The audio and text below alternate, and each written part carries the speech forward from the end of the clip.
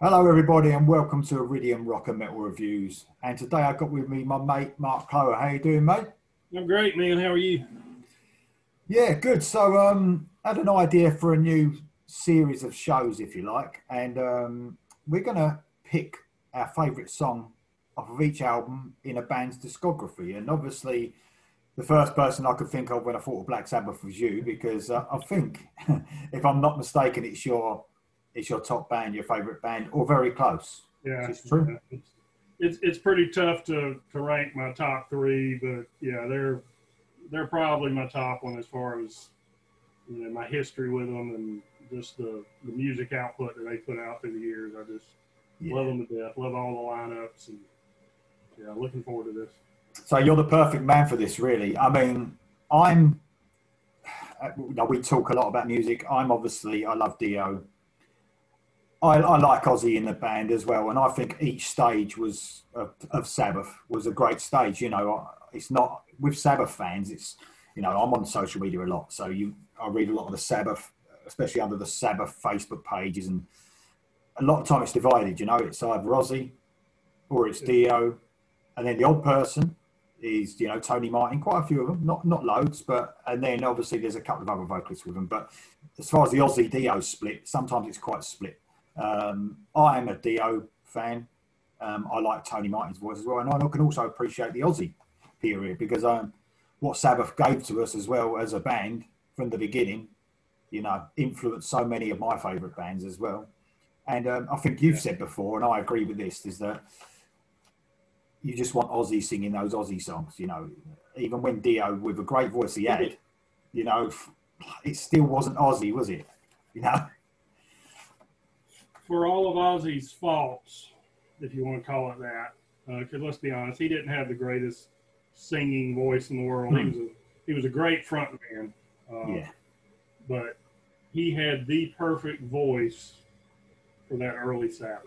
Uh, yeah, yeah, Nobody else, could match what he brought to those yeah, early albums. That yeah. banshee wail of his, he sounded like he was being tortured, all the time. And just had that perfect voice for, especially the early stuff from the first, Yeah, you know, five albums or so. agreed. Yeah, I mean, I give him props for what he did. He's just not my. I'm like you. I appreciate a guy that can sing the phone book. Hmm. Ozzy doesn't have that kind of voice. Yeah, For the early Sabbath and what he's done in his solo career, he's got the voice for that. But hmm. it kind of got proved. Like I said, Dio singing the Ozzy stuff just didn't quite hold up. And even, I love Tony Martin to death, but Hmm. even when he tackled it, it just didn't sound like the classic, Sabbath stuff. So it's cool, isn't it? I mean, this is going to be interesting because we're going to go from, and I'm well tuned with the Dio stuff mainly. So I've had to revisit everything else, through, and it's quite a bit to get through. But I've had to revisit them all because I'm probably not as like tuned in as you are. But without giving me a list of ways, we don't know each other's list. We're going to just do the best song, what we think is off each album. Then we're maybe going to give an honourable mention, just one song. But I found that not on all of them, but especially the Aussie period, you know this. We're looking at my list, but they were very good at uh, releasing singles. They were some of the strongest songs in the Aussie period, in my view. Yeah, And that comes with a lot of bands back then. I think that a lot of bands back in the late 70s, early 80s, a lot of them bands, their singles were like the outstanding tracks. But I think as time went on, I was more into the deeper cuts from bands. So, yeah. but I think in the Aussie period, the singles are very strong indeed. But that reflects with some of my stuff, but not all of it. But there you go. So it's 19, mate. 19 albums, studio albums to talk about. And you're going to go first, mate, with your first choice and your honourable mention. Yeah. Okay. All right. Starting off with the debut album. First of all, I have to comment on that album cover. Oh Uh, yeah, to this day, when I stare at that album cover, I just get mesmerized. Uh, just It's just timeless.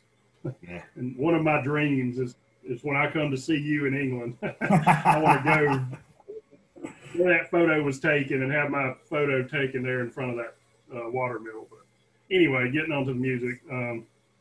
I hate to pick the obvious choices on a lot of these albums, but I've got to pick the song Black Sabbath. That is the birth of what we know as heavy metal.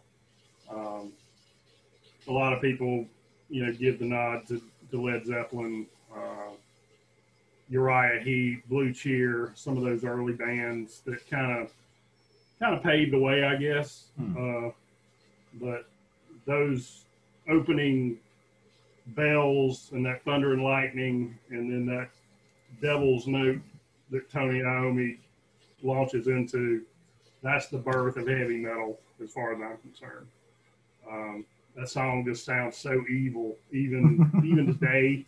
It just holds up so well. It gives you chills, or at least it does me. It gives me chills when I hear it, and I never get tired of it. And again, Ozzy's tortured voice just propels that song. I just absolutely love it. That's a great choice, mate. What's your honourable mention, quickly? My honourable mention on that one was NIB. The other hit on that album. A lot of people thought the song was NIB stood for Nativity in Black. I don't know where that originally came from, but another creepy song. Talks about the devil falling in love with a human. Again, Ozzy had the perfect voice for that kind of stuff. Oh yeah. Well, my choices are exactly the same as yours. So I've got Black Sabbath. I mean, it was without a doubt the standout track, and like you said, it shit me up, that song. It did when I was a kid. It shit me up, honestly. Yeah. I used to have as well years back, because I was only a kid then, so I didn't have money coming out of my ears. I listened to these albums where I could, whether my brother had them, whether friends had them. I could borrow them, go around their houses. But I used to have the Greatest Hits album, Black Sabbath Greatest Hits, and it was with loads of skeletons on the front, like a big. Yeah, I remember that one. Yeah, and and I just remember listening to that around a friend's house as well, like me taking my record round there and playing it, and nearly all the songs used to shit me up, to tell you the truth. It was, and like you said, Ozzy's voice, that tolling of the bell, and and the end, you really think the devil was coming around the corner at some point. So it was just like, yeah. I talked about the Dio Holy Diver the other day, and images in your mind. Well, that song has got to be, the images that you conjure up listening to Black Sabbath is mad. And NIB as well. You said everything you could about both songs, but NIB as well, mate. I've got that as my honourable mention. So there you go. that early album was very heavily jazz influenced, which they gradually got away from. I think it was most prominent on that debut album, but that kind of showed the roots of where they came from, because before they became Black Sabbath, they were a blues / jazz fusion band, basically, and morphed into what they became with Black Sabbath. But it's very interesting to hear those early influences on that debut album. Good choices from both of us there, mate, I think. Right, moving on to Paranoid. Yeah, old Paranoid. Probably the most popular album in the Sabbath catalog. But I gotta be honest, it's one of the ones I listen to the least anymore. Partly because I've heard these songs so much, most of them I just don't have to hear again. Anyway, my pick on this one is Hand of Doom. Heavy song, basically about drug addiction, which they all were very struggled with in those days. And this album came out the same year, didn't it, as the Black Sabbath album? Yeah, I believe it was. I don't have my glasses on, I can't see the year, but it was either the same year or the year after. Yeah. And then my honorable mention on that one is the other big hit or one of the other hits on that album, Fairies Wear Boots. Oh, yeah. I still hear that one on the radio today. I love War Pigs, don't get me wrong, but I've just heard it so much. Yeah. You know, and even though we talk about trying not to let that influence our picks, I can turn the radio on any rock station in any town, probably in the world, and War Pigs will be played somewhere in the rotation during that day. Great song. I've kind of heard it so much I don't need to hear it again. Well, it is my pick, though. Okay. I mean, I'm a bit like you, though. I know we talk about this, don't we, about choosing songs that try not to let the ones, even the other way around, innit? Nostalgia sometimes lets you choose something that maybe isn't the best thing. You know, sometimes it plays both ways sometimes, I think. But it is such a heavy song. I mean, I actually loved the Faith No More version as well. I don't know if you remember that. That was quite, because it was quite true to what it was. Right. Had a lot of energy in it, but you can't beat the original, obviously. And my other honourable mention is the real mellow track on here, which is a well-known one, the Planet Caravan. I just love the atmosphere in that song. I just think it's something different as well. Very trippy for them at the time. Very trippy, yeah. A great song. Planet Caravan's my honourable mention, mate. So the next one's that air raid siren in War Pigs is kind of like the bells and the thunder in Black Sabbath. It just, when you hear that, it just, okay, you know what's coming. You know, just sets you up for it. And Planet Caravan, very trippy song. Have you heard the Pantera version of that? Yes, I like it. I think it's quite good. It did. I mean, for them as well on that album, that was a heavy. That's my favourite Pantera album as well. That, but I mean that was quite different for them as well, wasn't it? But cool to put it in the middle of all that thrashy stuff. You know, it was it's good, man. Good version. So, okay, mate. This next one's a big album as well. I mean, this is where most of the T-shirts come from, with the purple writing it, you know. But Master of Reality. That one right there. That's the one, mate. Yeah.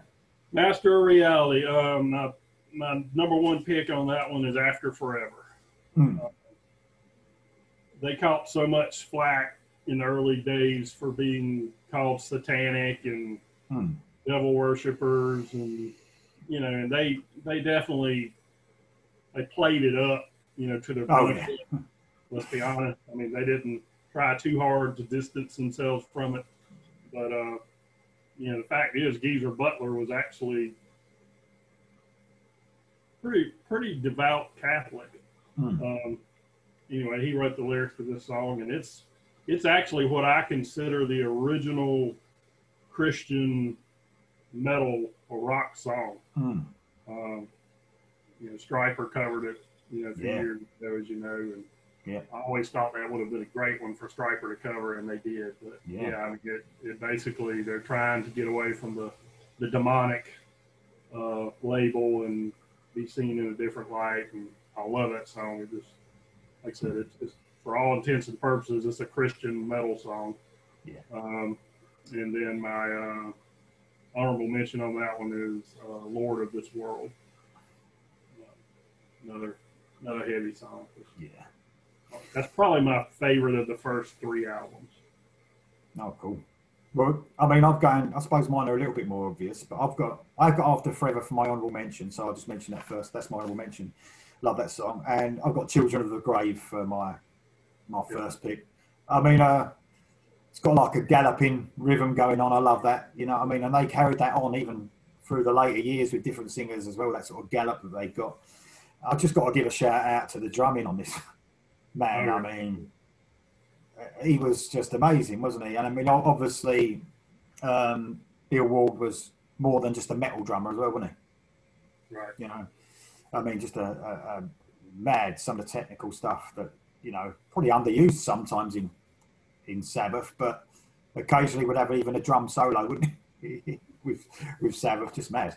Some mad technical stuff going on, but he was very influenced by the old jazz drummers. Yeah. And you could see he brought that to the band. He was, like I said, he was a beast on the drums. I mean, mad. You have to wonder how he could pull some of that off without collapsing. He was just a madman behind the kit. Yeah, mental, mate. Absolutely mad. Right, some good choices there, mate. Fourth album, Volume 4. Volume 4. Okay, this is an easy one for me because this song is my all-time favorite Ah, Ozzy era Sabbath song. No Blind. right, okay. Um, Absolutely love this song. There's nothing else in the Ozzy catalog that hits me like Snowblind does. It's one of the ringtones on my phone. Just sends chills up my spine when I hear it to this day. And uh, I don't think any of the other singers after Ozzy even attempted that song. No, I don't know if any of them could have even done as well a job again. You know, Ozzy was just so good on that early stuff. But uh, love Snowblind. And then great my song. honorable mention is Tomorrow's Dream. I'm laughing because mine are the same. So I've got Snowblind. I mean, it's got a real that slow doomy feel, man. Do you know what I mean? I mean, they were obviously the inventors of doom, weren't they? You know, and Tomorrow's Dreams is my honourable mention as well. I was fighting myself over Supernaut as well, but I went with Tomorrow's Dream. I think it's a great song, but Snowblind, man, yeah, it was without doubt head and shoulders for me above the rest of the Yeah. album. But right, okay, Sabbath, Bloody Sabbath. Sabbath Bloody Sabbath. That's another one. The album cover just to this day when I look at it, it kind of creeps me out, and Yeah. I almost wonder if I'm committing a sin by looking at this album cover. You know? It's a great album It's cover. just it takes you to another place that you probably ought not go. But yeah, great album cover. My pick on this one is Killing Yourself to Live. Is my number one pick. Love that song, and I don't think it got played too much live. Should have been a bigger hit than it was. That would have been a good single if they had released it as such. But, and then my honorable mention is A National Acrobat. Love that one. So I'm a bit shocked there. I thought you was going to choose. I thought you was going to choose what I was going to choose, which is my favourite Sabbath, Ozzy Sabbath song, and that's the title track. And I know what it is. yeah, I love it, man. I mean, that we talk about Ozzy and you know what he lacks sometimes, but man, the heights he hits at the end of that song, I don't think he could probably get anywhere near it now. But not a lot of people could. But it's so when it breaks into that the breakdown, man, it's just like I love it. That's my favourite part of it. Yeah, so heavy. Killing Yourself to Live was actually my honourable mention. But there you go. Okay. Nice and doomy sound on that as well. So I mean, they hit a few problems at that point. I mean, I was reading about that album and they was running out of a lot of ideas. You know, come to a bit of a stump, probably the drugs and everything that was going on. But a couple of good tracks, but you can see, I could see it was getting a little bit weaker, you know. But the actual track, they come out with my favourite Sabbath track with Ozzy, so Sabbath, Bloody Sabbath, man. Brilliant. Okay. I think that's the one where Tony ran into writer's block. You know, I think it was that album. He just said he could not. He was so, I guess he was so baked on the drugs. He just couldn't come up with anything original as far as riffs to even get a song going, which is hard to believe because they claim he has thousands of tapes with riffs that he's written over the years that never got actually used in songs. Can you imagine delving into that box of tapes and playing those unheard riffs? I mean, that would be the stuff of legend right there. Just hard to believe he ever was at a loss for material. But at that point, evidently, he struggled. Definitely. Oh, that's cool, Matt. Right, next we got Sabotage with those lovely bit of fashion, lovely bit of fashion on the front of that album, eh? Lovely bit of fashion sense on it. Yeah, I always cracked up, especially Bill wearing those tights. It turns out those were Ozzy's tights. They were obviously too small for him, but Symptom of the Universe is my pick from that one. Got to be one of the heaviest Sabbath songs ever, and kind of a prototype of what later became thrash or speed metal, whatever term you want to use for it. Yeah. They just really cranked it up on that one, and that's definitely a prototype of what was to come later in the metal world. Without a doubt. And honorable mention on that one was Megalomania. Cool. Well, I've got the same song as you. I've got Symptom of the Universe. I've got in brackets Thrashy. Thrash. That's what I've got in brackets. And yeah, you can hear it. You can just hear, where early Metallica came from. Megadeth and all that. You can just hear it in it. My honorable mentions Hole in the Sky. Yeah, like that one a lot too. Yeah, heavy, sort of bluesy as well, but mainly heavy. Mm-hmm. Cool song, really cool song. So we're on to this one is a bit of a dodgy album as far as Sabbath fans are concerned. Went into a lot of different sort of stuff. Technical Ecstasy. You've just got them all, haven't you? Have you got them all? Not much middle ground on this one. Most fans either love it or hate it. Yeah. I actually like this album. They were definitely trying to go in a different direction at this point, trying to get away from the doom and gloom. I'm not crazy about the album cover on this one. Never could quite get into that cover. They claimed it was two robots having sex on an escalator. Yeah. And I guess if you look hard enough, you can see that, but it's got that Art Deco look to it. Kind of a bizarre cover for a band like Black Sabbath. Anyway, I like a lot of the music on this album, and my number one pick is Gypsy. And then my honorable mention is You Won't Change Me. Cool. Again, very different type material for Black Sabbath, and just different in a good way. I think it was a change they needed to evolve. I don't know if they needed to go quite this far that fast between what they did on Sabotage and Technical Ecstasy, but they were getting to the point where they were going to have to make some changes. Yeah, or they would have been considered dinosaurs. I actually like that album. Yeah, I mean, I've gone for the ballad on that, and I think it's one that you've mentioned in one of our programs. Is it She's Gone? You've mentioned it, isn't it? So yeah. I think it's a great song. I wasn't with this album. I might have only heard it a few times in the past. I haven't heard it a lot. So going through it was when I got to that track as well. It was interesting. Very different, obviously. And my honourable mention is Backstreet Kids. Quite like that song. So yeah. So yeah, here's a bit of a split of that one, that album itself. But this next one was actually one. Never Say Die, the next one, is actually one of the few Aussie albums that I actually owned when I was a kid. So I didn't own all of them, but this was one of mine. And it's obviously seen as one of the weakest one as well. But I think it's a good album. I like it myself, but you go ahead, mate. What's your choice on that? Never Say Die. Yeah, this is a very easy one for me. Because another song from the Sabbath era, or from the Ozzy Sabbath era, that I absolutely love is Junior's Eyes. I'll Never Say Die. It was written about the death of Ozzy's father. This is a cool song, not real heavy, but I just love the pace and the vibe of that song.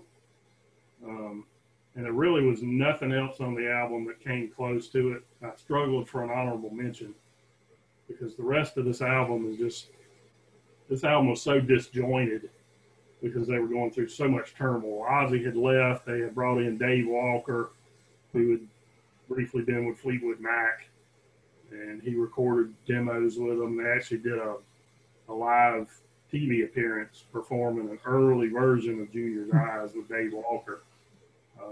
Really didn't sound anything like the finished product, but anyway, this album was so disjointed because when Ozzy returned, he refused to sing the material that they had written with Dave Walker. So they scrambled around trying to piece songs together at the last minute, and it just did not sound like a cohesive album overall to me.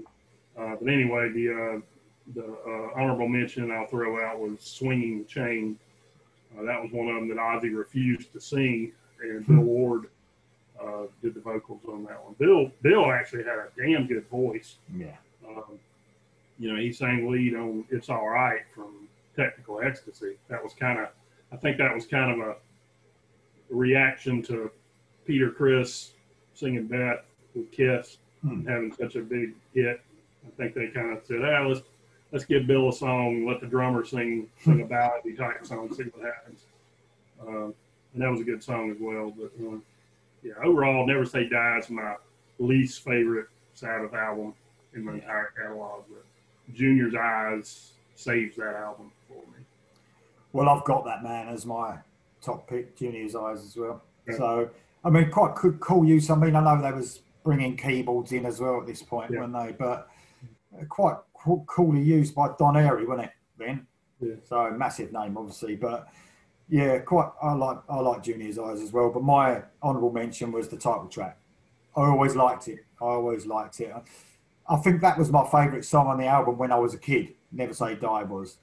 But as I've got older, Junior's Eyes has taken over. So a great track, that, mate, Junior's Eyes, yeah. Yeah, Never Say Die was a very upbeat song. And I think that was the one that Tony said after that song he would never sing again. he sang, I think he and Geezer both sang background vocals on that one. And Tony made a point of saying after that one he would never do vocals again. He just did not feel comfortable doing it. It is quite a chirpy song, especially if you listen to that and then their earlier stuff. Let me know. But okay, well that's not the end of the Aussie era because we're obviously going to come back. But obviously Dio comes in at this point, and these are some of the biggest albums for me ever. Let alone Sabbath. So, but yeah, Heaven and Hell, obviously the huge Heaven and Hell. I'm going to speak about that first, mate. This is difficult for me. It was. What a breath of fresh air, though. Dio they needed to change, and they needed somebody like Ronnie James Dio to take them in the direction that they wanted to go and needed to go. There is some stuff on those later Ozzy albums that is near and dear to my heart, but let's be honest, the last two especially that they did with Ozzy, they were losing sight of their vision. They didn't know which way to go. They needed somebody like a Ronnie Dio to come in and give them a kick in the ass and light a fire under them and take them in the direction they needed to go. And Heaven and Hell, as we discussed in our video dedicated to this album, just a masterpiece. I mean, what else can you say about it? 10 out of 10, mate. 10 out of 10. Not a bad song on it. Some I like better than others, but even the ones that I used to consider kind of weaker songs when we did our review, I went back and listened to this album heavily for about 3 days nonstop. And the ones that I used to think lesser of just went way up in my estimation. They're not weak songs at all. They just didn't quite reach the pinnacle of the great songs here. Yeah. But my pick, which this isn't going to be a surprise for anybody that watched that video, I've already kind of given away. Lonely is the Word is my favorite. Without giving your list away, I think at that time you said it was yours as well. Such a emotional song, almost ballad type song, but so heavy I don't quite rate it as a ballad. Yeah. Absolutely love it. And then my honorable mention is Children of the Sea, which is just another absolute classic. Well, obviously, Lonely is the Word. I mean, I've always sort of thought that the title track, before we did our video, I always thought the title track, because there's so many twists and turns in it, that was my favourite one. And I don't know if it is the longest song. It's got to be close to the longest song. It's actually not as, it feels longer than it actually is. Heaven and Hell. I think because it's got all the different stuff going on. But that's become my honourable mention is Heaven and Hell. With so many, just behind it. But I've gone, Lonely is the Word and Heaven and Hell for me. the Children of the Sea, man. I was battling over that. Oh, yeah, that's one of those epics. yeah.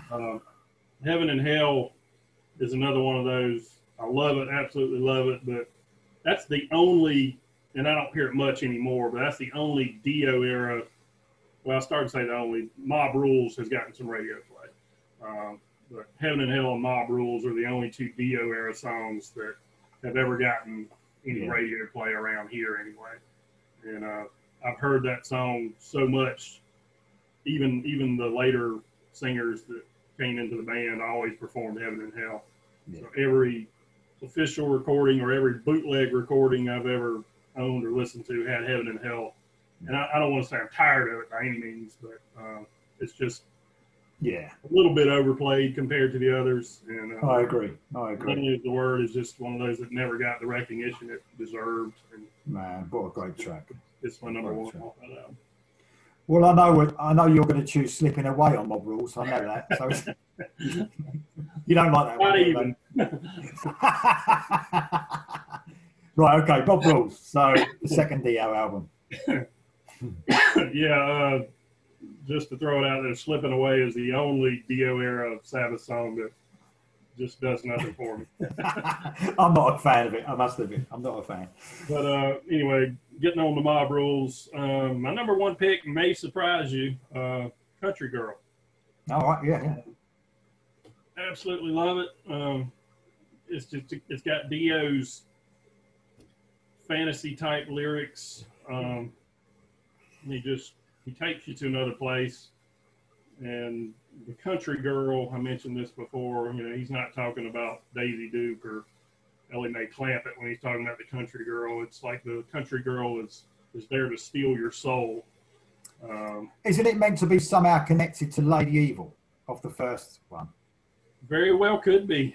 I heard that. So I heard that somewhere. I'm not sure how much it's connected, but it's never thought about it. But I mean, lyric-wise, I can certainly see that. Yeah, that may have been the intention. I don't know if it is. It went over my head, but I just love that song. It's another one you don't hear much. And then my honorable mention. This is a hard one because there's several on there I love. Falling Off the Edge of the World. Yeah, well, so heavy. I get to talk about that because that's my one. That's my song. Oh man, you're totally right. I mean, Falling Off the Edge of the World. I haven't sat down and thought about this, but I think that actually be my favourite Dio Sabbath song ever. Yeah. I mean, it's got everything that Dio did all the way through his career. It's got the epic little quiet bit at the beginning, his whispery, like high voice, and it goes into that riff, man. That riff. Yeah.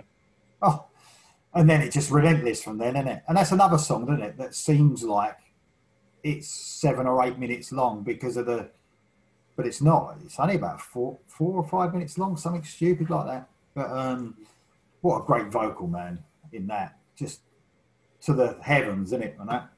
Yeah. And I've got, for my honourable mention, which I think it was a single, I've got Turn Up the Night, because I just think it's a great track.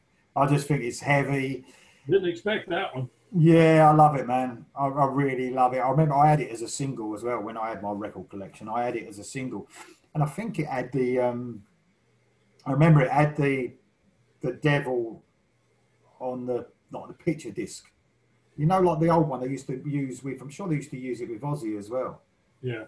But no, I love that song, man. I always loved Turn Up the Night. Great song. It sort of reminded me of a little bit of Neon Nights. A little bit of Neon Nights, but a little bit more. I had that same thought. It's a pedal to the metal. Yeah. Straight out of the gates, balls to the walls kind of song. Yeah, I can definitely see the similarity between those two. And back to Falling Off the Edge of the World, that's the perfect transition in that song. It starts off slow, gradually builds, and when it gets to that heavy part, it's just just kind of knocks you down. Just awesome. Okay, well, this next one's another one that just completely fanned with Black Sabbath fans. People love it or they hate it. There's no in between, really, is there? Born Again. I can't say I love the album, but there's a couple of songs that I do love. Most notably, "Disturbing the Priest." That is one of the most evil sounding songs. It ranks up there with the song Black Sabbath as far as just a dark, evil type song. Ian Gillan's laughter in that song just kind of makes your skin crawl. You know, he was kind of an odd match with Black Sabbath because he, you know, the stuff he did with Deep Purple wasn't really in the doomy, no, you know, devil worship type stuff. But I think when he came into this band, he tried to immerse himself into that thinking, write lyrics that would work on the Black Sabbath album. And I think he did a pretty good job. "Disturbing the Priest" is just such a, like I said, one of the heaviest songs. And then my honorable mention is "Zero the Hero." Another heavy song. I'm smiling because we got the same. I got "Disturbing the Priest" as well, and yeah, like you said, very evil, doomy sort of sound. And I got "Zero the Hero" as well, and you know, that's the same sort of thing. Very doomy, isn't it? Like very evil sounding. But like, I'm not too keen on the album, and I didn't hear it much either. But when I did, like doing some, you know, get the list together for this, you know, they were standout tracks. Them two for me, easy. But yeah, I've never been a fan of Gillan either. I've never been a fan of him. I was never into Deep Purple, you know. I was never. I don't know. I just never got into him. It's one of those. And Gillan, the actual band Gillan, I never liked it at all. Could never get on with his voice. I don't know why. Yeah. It's an acquired taste for sure. Yeah, I think it's the tone. I know he could reach the heights and he had the range. I think it's the tone of his voice I wasn't too keen on. But there you go. He even admitted, his exact quote was, "I was the worst singer Black Sabbath ever had." He said that himself. I don't dislike his time with the band, but it was definitely my least favorite. You know, I would have liked to have seen what they might have done on another album if he'd have stuck around. But the biggest criticism of this album has always been the album cover, for one thing. Some people are just disgusted by it. I think it's actually pretty cool. Yeah. I've got a poster of this on my wall along with several others, obviously. But the other thing that turns people off is the production. I know you're a production guy. This album just sounded so muddy and distorted, and that adds to the charm, I guess. It's sort of got like a cult status now, isn't it? Yeah. Album. Yeah. With the production as well. You know, the cult status of the production, it sounds almost evil. You know, like, I don't know. Weird. Supposedly the master tapes were actually lost. They're unaccounted for, is the reason that supposedly they've never taken it and given it a proper remaster. They've touched it up here and there, but what I've heard doesn't really sound any different. But sonically, the album, I think, would have sounded a lot better with better production. Couldn't have sounded any worse, for sure. Yeah. Well, controversially, this next album's one of my favourites. Mine as well. Good Star. There you go.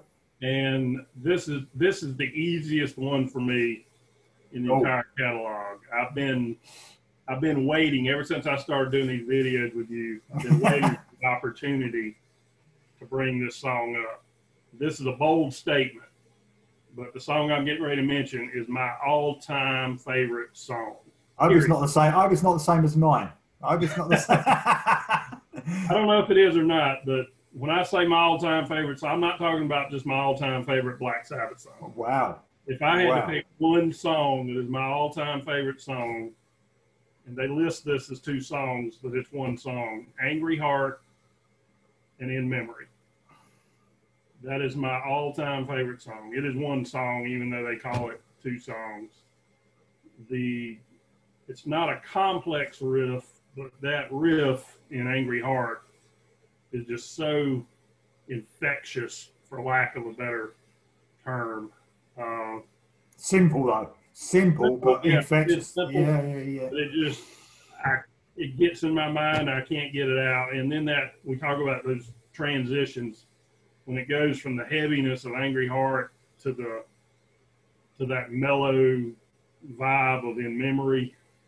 It's a masterpiece to my ears. I don't know if anybody else on the planet thinks as highly of it as I do, because I don't hear it mentioned much at all. And when I tell people that's my all-time favorite song, they look at me like I've got squirrels coming out of my ears. Some people have said it sounds like something Whitesnake would do, or I've even heard Deep Purple. Obviously with Glenn being in Deep Purple, I guess that's why they have that comparison. But Glenn Hughes' voice on this album is just from another planet.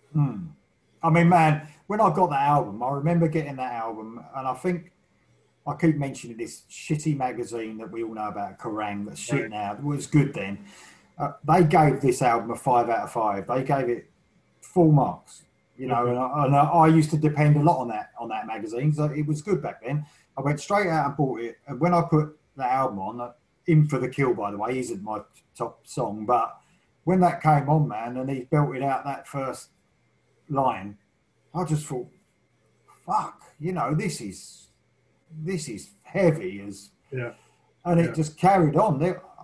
This album, I haven't got any honorable mentions yet, have we? But I've got so many. I've basically nearly listed up the whole album, but I'm going to choose one. But what's your honorable mention? My honorable mention is the title track, Seventh Star. I like it almost as well. It's got that Egyptian kind of vibe to it.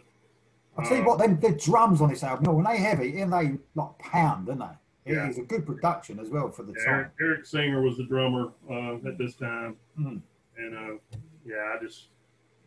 this album doesn't get near the respect it deserves. People want to argue on whether was it really a Black Sabbath album. Well, allegedly it was intended to be a solo album, but honestly, I don't see why people have a problem calling this a Black Sabbath album, but they don't have as much of a problem, let's say, Headless Cross. Tony was the only original member then as well. Just different players in the band, but whatever it was intended to be called, it's a masterpiece of an album.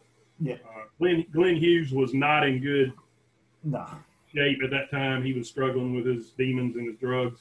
In fact, one of the books I've got talks about how he sang this entire album sitting in a chair. And Tony was like, how does he get that much power and volume, just basically relaxing in a chair? It's kind of mind-boggling. That just shows how amazing a singer Glenn Hughes is. Without that, mate. Without that. Right, well, my number one choice off of Seventh Star is Angry Heart. Okay. Yeah, straight away. I wish I could show you, but the proof is there somewhere. But I love it, man. I'm exactly the same as you. I love that it's infectious, like you said. It's a real sort of heavy but catchy melodic song. And I've got Danger Zone as my second. I mean, I didn't link the In Memory. I know what you mean about how it goes, but I think of them as separate. But that's just me. But I love Angry Heart on its own. I just think it's a great track. You can't really have one without the other. If you cut In Memory off at the end of Angry Heart, it just sounds like somebody cut the tape. Yeah. And if you play In Memory without Angry Heart in front of it, you're like, okay, what is this all about? It just doesn't, because somebody did a reaction of In Memory, and I watched it, and they just played In Memory, and they were like, something's missing. I'm like, yeah, because you got to play Angry Heart in front of it, and then you'll understand the brilliance of it. Yeah. But anyway, that's great.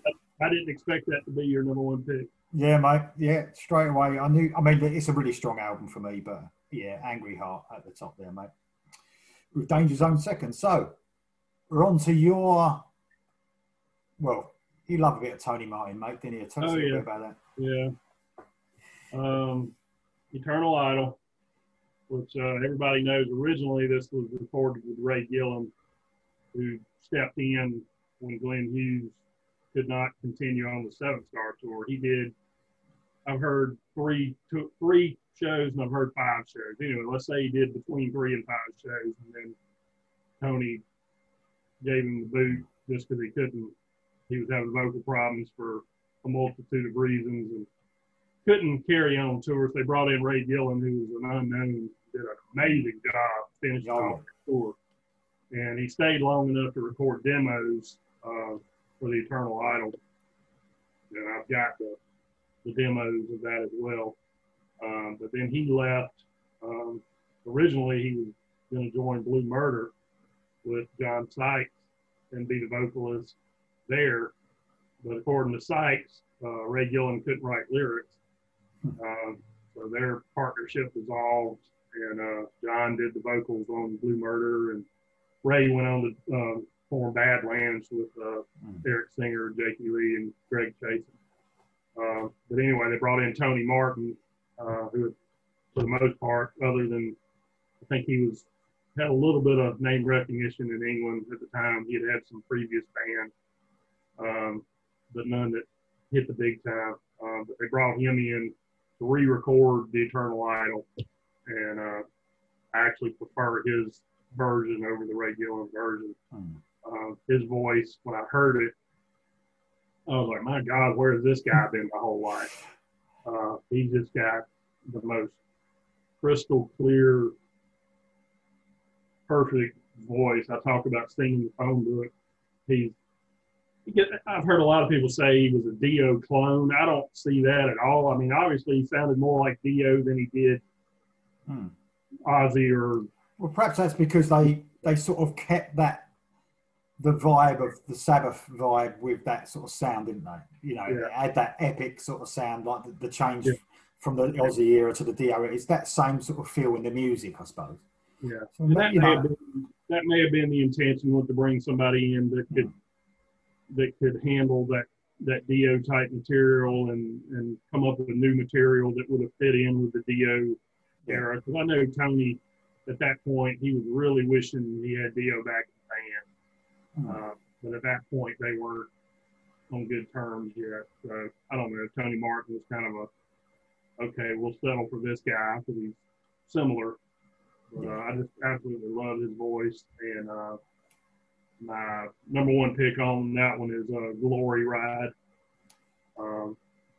Not a real heavy, dark, Sabbathy type song, but just got a great vibe to it. Love that one. And my honorable mention is actually the title track, Eternal Idol. I talked about how Glory Ride wasn't really didn't sound like the early Sabbath.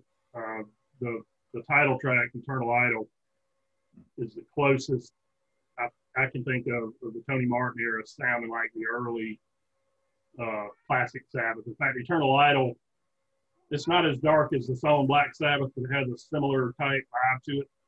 That slow, moody, plodding, heavy and dark sound to it. And Tony did a good job of kind of putting some evil into his voice on that one. Love that one. So underrated, mate. I've got to say, I know we're in the Tony Martin era now, but I mean, you do hear there are a few fans out there, Sabbath fans, that actually is their favourite era, but not many. Most of the time it's Ozzy or Dio, but I think he's got a great voice, man. So, well, my pick's actually different than yours. So I've got Ancient Warrior as my main pick, and I'm a bit like you on the other track. I can't remember which one. I like that Eastern sort of guitaring. You know what I mean? I love that. Makes it like a real epic feel to it. And I've got the Shining. I just love that track. Yeah. It's a good track as well. So that's off Eternal Idol, mate. That's done. We've gone the quite a big album for them. I know this was on MTV a lot, wasn't it? The title track, but the Headless Cross. Yeah. Before we move on to Headless Cross, you just mentioned the Shining. I just want to mention that song. Actually, the riff actually existed as far back as right after Ian Gillan had left the band. They briefly brought in a singer named David Donato, who's an unknown American singer, and they did a demo of a song called No Way Out that musically was The Shining. It had the exact same Oh, right. Music Okay. of the Shining with Toby Spirit. And Tony had said he thought it was such a good song that he revived it into The Shining for that Eternal Idol album. Yeah. It's a good But choice. anyway, Headless Cross, probably the most well-known album of the Tony Martin era. Pretty good success for him, considering. My pick on this one is When Death Calls, and this may be what I consider the finest. I know I talked about what a great singer Glenn Hughes was, but Tony's vocals on this song may be the most stunning example of vocals ever on a Black Sabbath. The heights he reaches on that song, that's another one that just sends chills up my spine. It's a dark song about a guy getting ready to be executed. Just love the vibe of that one. And then my honorable mention is the song called Nightwing, which is evidently about an owl searching for his evening meal. The cool thing about that song is, according to, I think it was Cozy Powell wrote in one of the books, that when they first recorded the original demo of that song, it was originally just going to be a kind of a demo to work on, but Tony's voice was so spot on that they never touched it. So what you hear on that song Nightwing was their Tony's first vocal attempt at it, and it was so good he said they just never could duplicate it, so they kept it for the album. Well, that's my number one pick, actually, mate. Nightwing. Okay.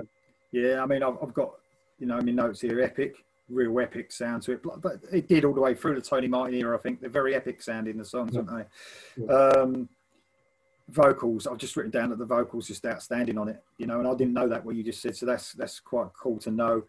I've got the title track, though, as my honourable mention. I think that's a great song. I remember that back on MTV in the day. To tell you the truth, I remember that. It was quite a big player there back then. But no, that's cool. And then we're going to talk about the last. Until he comes back in the band, TYR. Yep. Concept. Love this one as well. That's another one that I think should have been a bigger success, but just did not quite make the impact that Headless Cross made. And at that point, I think they were already looking to get Ronnie back in the band. But this album, my number one pick is Anno Mundi. Epic, another epic Tony Martin era song. Just unlike anything they'd ever done before. And again, his vocals are just amazing. And then my honorable mention is Heaven in Black. Probably the heaviest song on the album. Yeah. Love both of those. They just have a concept running through this album, isn't it? Yeah, I don't think all the songs were connected, but definitely had a Viking theme to it. A couple of the songs were linked. Tony, he caught a little bit of flack for trying to bring Viking folklore into Black Sabbath, but I think it worked quite well, actually. To tell you the truth, I think it's my favourite Tony Martin album. Front to back, in my opinion. My first choice, though, mate, is the Sabbath Stones. Yeah. I just think it's, when I was listening to this, I just think it really sounds like a Dio era song. I know he's, that sort of sound. Very doomy as well. And I've got, I think it was your first choice, Anno Mundi, whatever it's pronounced. I've got that as my honourable mention as well. It's a great song as well, man. A great album. A really good album. It is. Okay, so, man, we're up to number 16, and the return of Ronnie James Dio. Man, I remember this. I remember. Yeah. I remember, this was prior to I don't even know if the internet was around at that time. I certainly didn't have internet at that time. When this album came out, I didn't know Tony Martin was no longer in the band. The first thing I saw was on the old Headbangers Ball on MTV. They introduced the song TV Crimes. Yeah. As a new video. And they, had the world premiere, new Black Sabbath video, and I was like, oh, cool. And I was fully expecting Tony Martin. And they put up TV Crimes. I was like, oh my God, Dio's back. Back then, like I said, you had the magazines. Yeah. If you bothered to read them, that sometimes gave you some information, but there was no internet where you knew everything that was happening with every band day to day. Well, mate, I know a Sabbath fan that he was an Aussie fan. I don't see him anymore, but he was a massive Aussie fan, only Aussie. He didn't like the Dio era, and he didn't know that Ronnie James Dio joined the band until he went to see him in concert, and he stepped out and sang. Said the crowd was booing him. Must have been one of the first gigs or something. You know what I mean? When people were trying to get used to him, but he said he was standing there waiting for Ozzy to come out, and Ronnie James Dio ran out singing. So I mean, but it was like that. It was like that back in the day, mate, wasn't it? A lot of the time you didn't know. You didn't know when an album was coming out. You didn't know when a singer left the band. It was a weird time.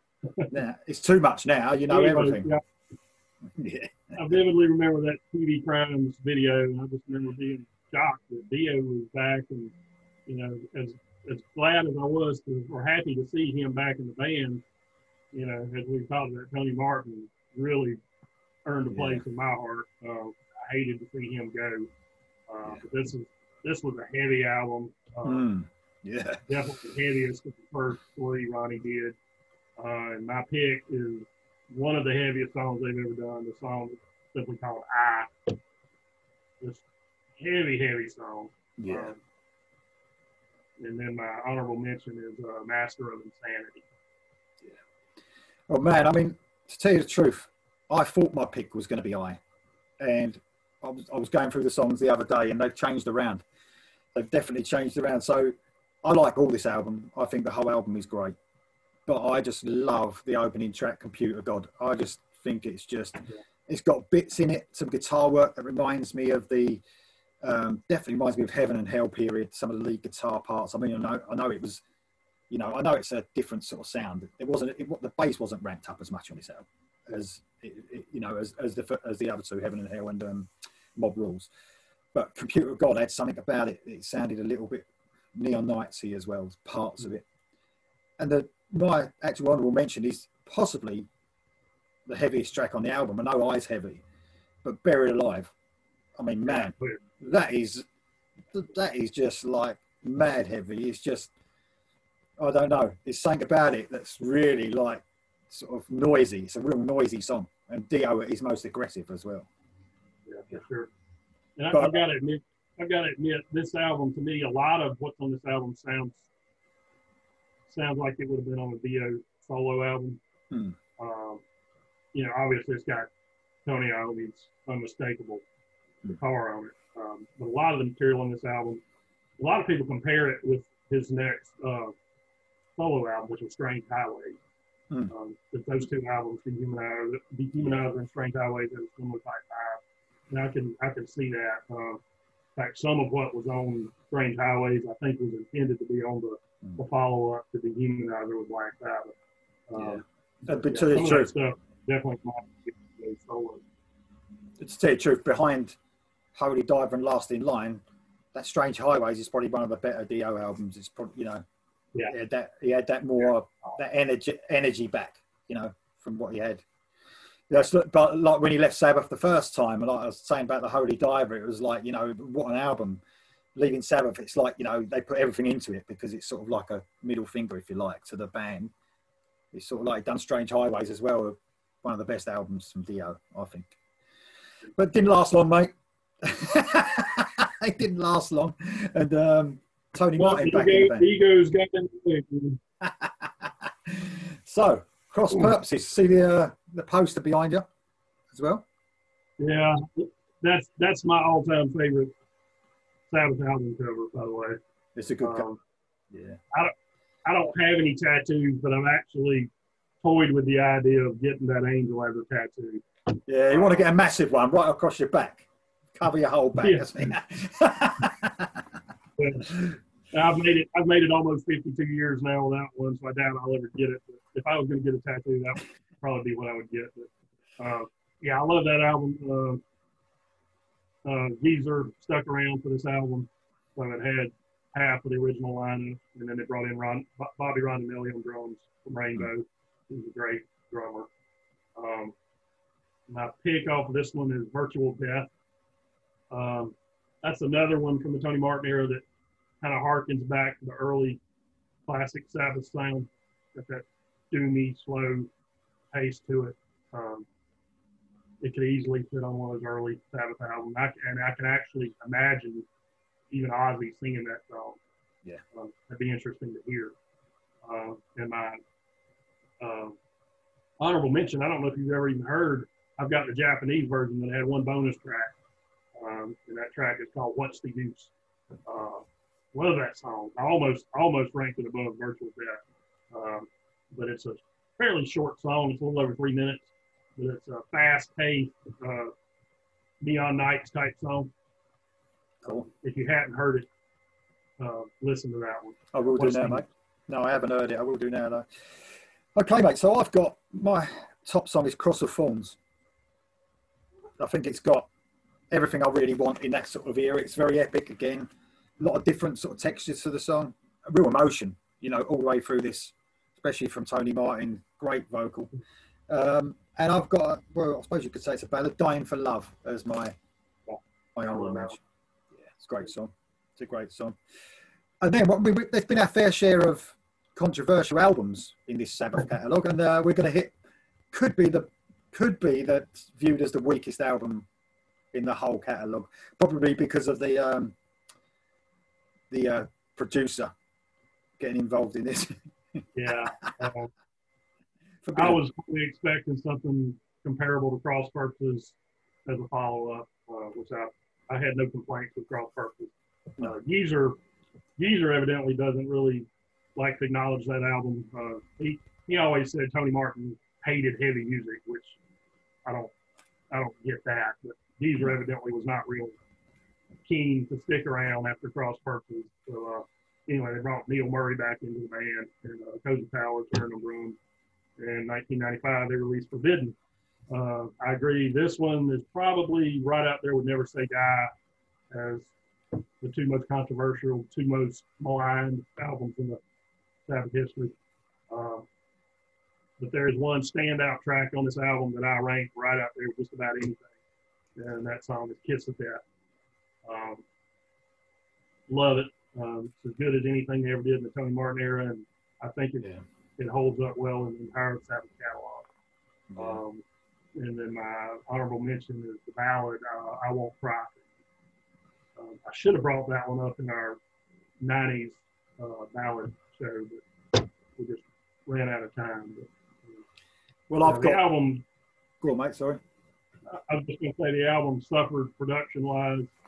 They brought in, what was his name, Ernie C. from Body Count as a producer, and I don't know that he knew the direction Sabbath needed to go in, and production suffered.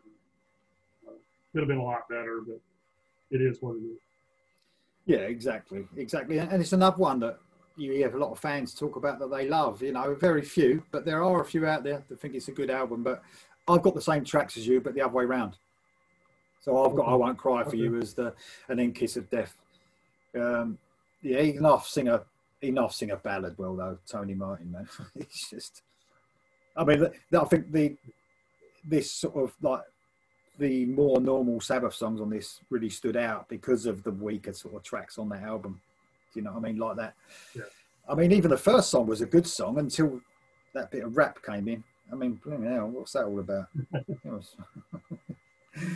Right. Okay. So a lot of years later, I mean, how many years was it till Ozzy came back in the band? It was, oh God. Well, he came back. He came back in '97 for the Ozfest tour, and then they did a reunion tour in '99. It was many years later before they actually recorded the album we're getting to. Yeah. But not a bad attempt. 13, I didn't think. My problem with this album, mate, was it sounded almost like a tribute to the old. Yeah. It was like, I read somewhere, some fan put that it's like the best of Tony Martin's Aussie chords, riffs. It's like the best of his riffs. It's like bands have done this in the past, and I quite like the album, by the way, but Journey done the same thing. When they came back with Arnel Pineda a few years ago, I know it's a different band, but that first album, Revelations, it's almost like you could say that song is a song off Escape. That song is a song off Frontiers. It was like they tried to make the songs sound like other songs, and I think that was the problem with this 13. Even though it's a good album on its own, for me, it sounded too much like other songs to me. Yeah, I don't know what you trying to recapture the early sound on 13. With a good production, though, by the way. The production was spot on, and perhaps it's a bit too clean. You know, perhaps in the 70s that production suited Sabbath, but it was quite a good production on this. I really wish they could have worked it out and had Bill Ward play this album. I just think to close out their career, they needed to do whatever it took. Yeah, I agree. Yeah, definitely. Him on that album. Even if you couldn't do the tour, it would have been so good to have him on the album. Yeah. But anyway, my pick on this one is God is Dead. I hate the song. Love this song. I can actually, this song a little bit sounds like something they might have done during the later Dio years. I can kind of imagine Dio singing this song. I don't know if you've ever thought about that, but think about Dio's voice on this song. I mean, yeah. Sounds like something they could have done on the Humanizer or The Devil You Know. Anyway, I love that song. And then honorable mention is Dear Father. Yeah. Well, I've got Zeitgeist as my first one. I mean, it's got well, this is what I was saying. It is very much their Planet Caravan, isn't it? I mean, but I actually love this song. It's sort of like Sabbath do. It does bring a lot of visions in your mind. You know, it paints pictures, this song. Very good atmospheric song. I love it. I nearly chose End of the Beginning, but it was just too much. It was too much like Black Sabbath. But I went for the same choice. It's God is Dead. I went for that as well. And you're right. You're totally right about that Dio type, song. And talking about that, obviously we chose not to, and rightfully so, I think, have the Devil You Know, Heaven and Hell album, because that's not part of it. I can't understand why. They didn't call it Black Sabbath, but we all know it was basically Black Sabbath. What was the deal with that, mate? What was the deal with not calling it Black Sabbath? What was that all about? Well, I think it was twofold. When this project was originally started, Bill Ward was going to be involved, and he had made a statement years prior. He said he would never again play in a version of Black Sabbath without Ozzy. So I think it was partly originally that, okay, Bill, we're not calling it Black Sabbath, so you shouldn't feel bad about playing with Dio. And I think the main reason, though, Dio, rightfully so, at this point, he did not want to sing Ozzy material. Yeah. If they had gone out as Black Sabbath, it was going to be expected that he'd sing War Pigs and Iron Man and, all the standards. This gave them an out to only play the stuff from the Dio era. So I'm assuming that was the main reason. I think at that point, though, I mean, I don't know about you, but I mean, I'd never want Dio to sing Ozzy songs anyway. Yeah. But I think at that point of him, if it was Black Sabbath, I don't think anyone would have expected that. Do you really to sing Sabbath Ozzy songs? But there might have been the odd. I guess they would have had to do it just to appease certain people, because how can you say you're Black Sabbath and not play Iron Man? Yeah, at that point, I never got to see them. I wish I had. They never came anywhere around here. But I would have loved to have seen one of those last tours with Ronnie. The only time I ever got to see Black Sabbath was on the reunion tour in '99 with Ozzy. Yeah. And I'd rather seen with Dio or Tony Martin, but looking back, I'm glad I got to see the original lineup. Seeing Tony Iommi, a matter of baseball's throw from where I was standing, was just yeah, that was almost a religious experience to me. Brilliant, mate. Regardless Absolutely of brilliant. who's on Okay, mate. Well, we're going to give just a quick mention because I didn't know about these tracks. Just quick mention how good they are. The Black Sabbath, the Dio years, because we're only talking about the studio discography, obviously. yeah. But them 3 tracks on that compilation album, if you like. Man, I'm glad you told me about that. They're straight on my Spotify list, by the way. They're there. They're really good. I think my favourite track was Shadow of the Wind. On there. I like that one a lot. Yeah, but 3 great tracks. I like that one a lot. I like The Devil Cried. Yeah. Both heavy songs. Yeah. And I want to back up just a minute. You know, even though we're not including this as Black Sabbath, the song "Breaking into Heaven" on this album gives me chills. That's an epic song. Yeah. And then 2 others I just want to throw out. The reunion album where they did 2 new songs. Psycho Man, I actually enjoyed that song quite a bit. And then they released, I don't know if you've ever heard this one, The End, which were 4 new songs that were recorded during the 13 sessions that did not make it to the 13 album. They released on I think they sold them originally at the concerts. With 4 new songs on this one, and one called "Season of the Dead," which will stand out on this to me. You might want to check that one out. Will do, mate. Thank you very much. Well, this was cool. I mean, it's the first in our series. You're going to join us again for other bands. I mean, we went for the big one first, didn't we? You've got to go with Sabbath first. Yeah. The inventors of heavy metal. So what better way to start? Okay. So, but yeah, I've really enjoyed this, mate. So you're going to join me again for another session? Absolutely. Anytime. Cool. All right then, mate. Well, thanks for joining me. Obviously, we might get a few comments on what everyone else's favourites are. It's quite an interesting subject. Yeah, love to hear it. Yeah, definitely. Let us know in the comments below, guys. So check it out. Thank you very much. And see you later, Mark. Cheers, mate. Okay.